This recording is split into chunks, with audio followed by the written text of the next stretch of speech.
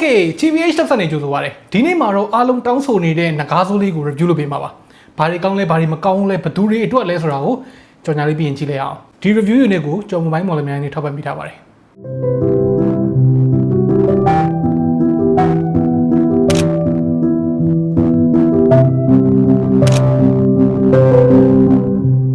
Oppo F21 Pro style သစ်လွင် selfie ပြီး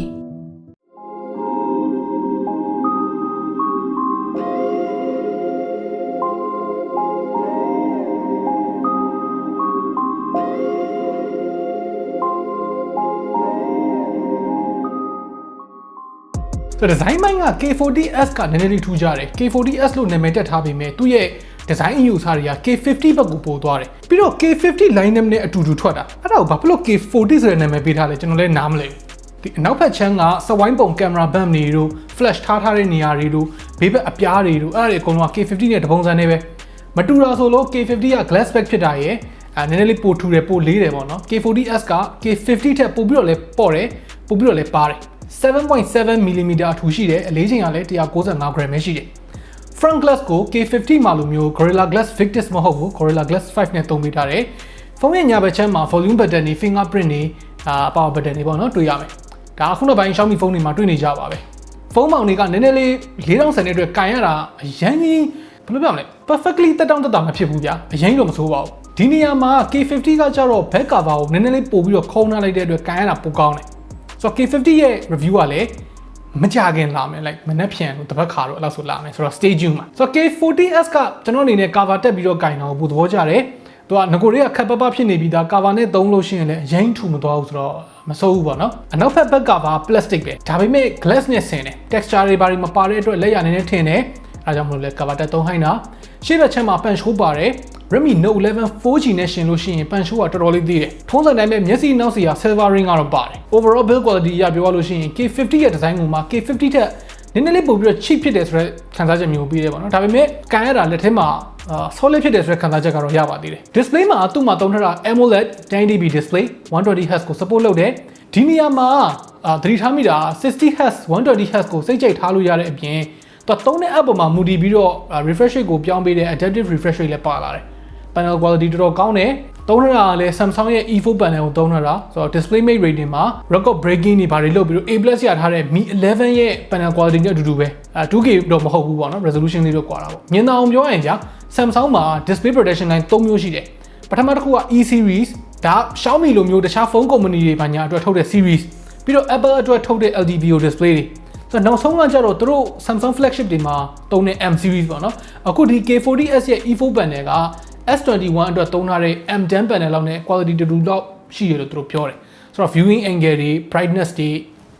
ပြောစရာမရှိဘူးတော်တော်လေးမိုက်တယ် peak brightness ကို1300 nits အထိရတယ် normal brightness က900 nits အထိရတယ် HDR 10+ support လုပ်တယ်လို့ Dolby Vision support လည်းပါသေးတယ်ပြီးတော့ touch sampling rate ကလည်း 360Hz ရတယ်ပြီးတော့တခြား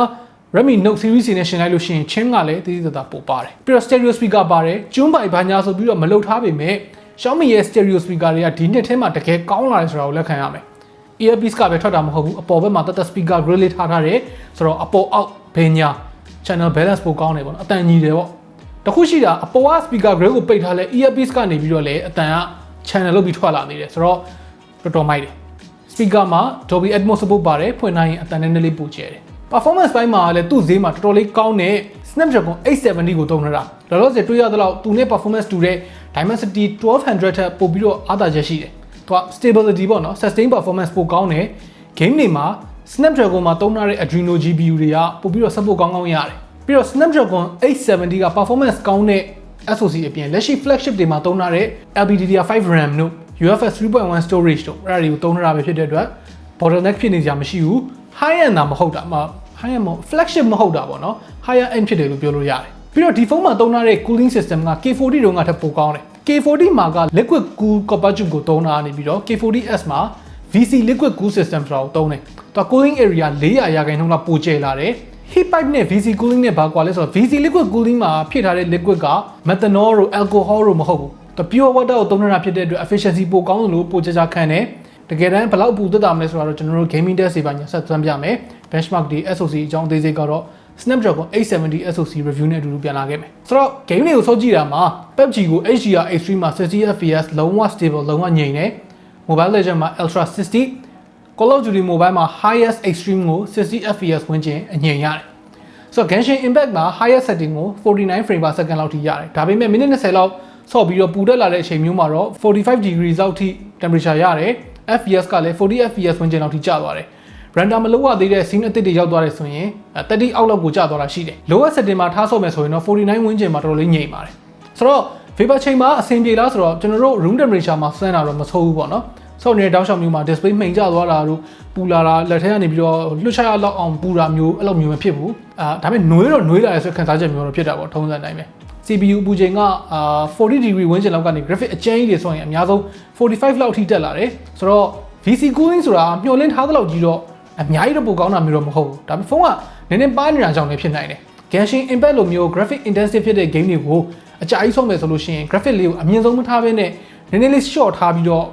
30fps လောက်တော့ပါတော့နဲ့ဆော့မယ်ဆိုပိုကောင်းလိမ့်မယ်လို့ထင်တယ်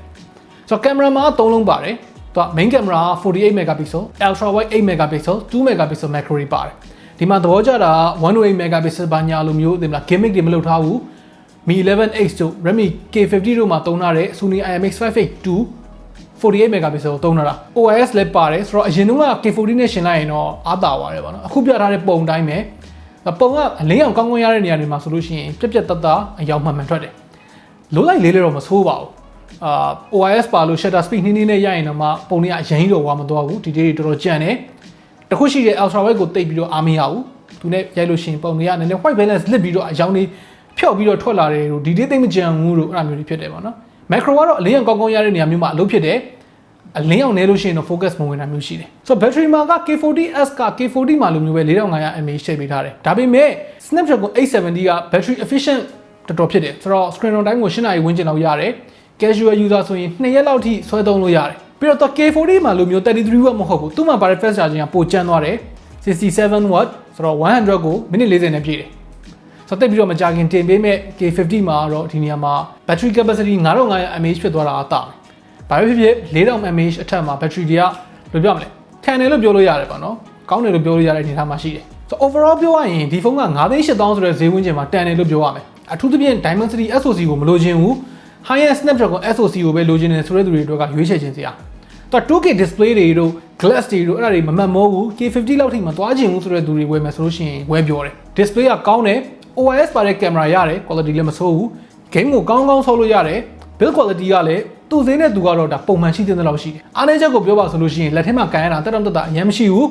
သူရဲ့ VC cooling ဆိုတာကြီးကနည်းနည်း gimmick ဆန်တယ်တိတ်ပြီးတော့ထင်တာတော့ကြီးဖြစ်မလာဘူးဒါပဲရှိတယ်ဆိုတော့ခင်ဗျားတို့ရောဒီနကားလေးကိုအိမ်မှာမွေးထားခြင်းလားဒါမှမဟုတ်3သိန်းကျော်လောက်ပို့ပေးပြီးတော့ K50 ကိုဝယ်မလား